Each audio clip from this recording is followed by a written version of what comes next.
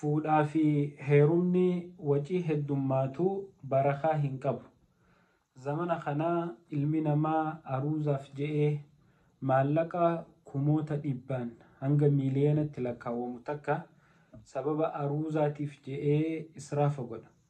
Obboleeyyan kiyya Rabbi subhaanahu wa ta'ala qur'aana isaa keessatti inna Allaha laa yuhibbu al-musrifiin jedha.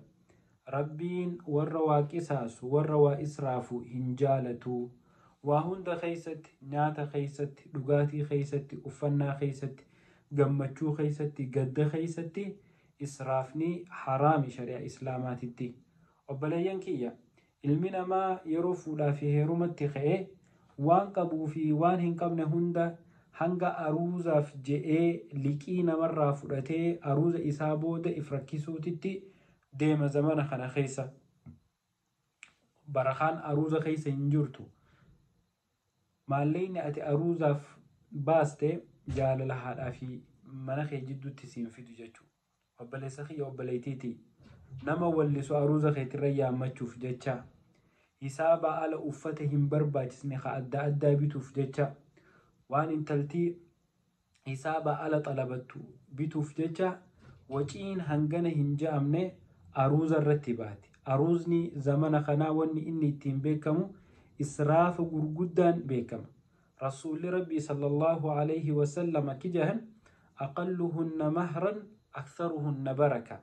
Aruuza takkaanuu fuudhaa fi heerumni mahriin isaa xiqqaa barakaan isaa akka malee guddoodha jedhan obboleessa kiyya obboleettiiti. Ati dirqama ilma namaa Rasuulli Rabbii sallallahu alayhi wa sallam waa qalanii nama nyaachisuu du'aa irraa fudhachuu waan bareeddu.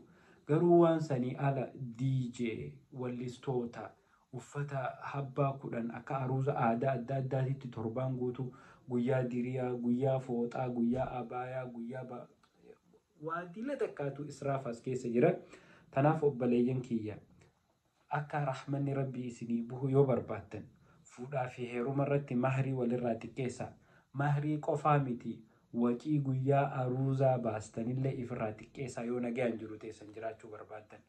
Aruuzaa jeen liqeeffatee osoo aruuza isaa jaartii wajjin hanimuunii baananuu baatii takkaaf taa'ee rahaan goone liqii sanfirraa kafaluu jecha isiin kophaa fiidi inni kophaa fiiga fitinaan israafa aruuza booda kunoo akkanatti nama dhufti jechuudha.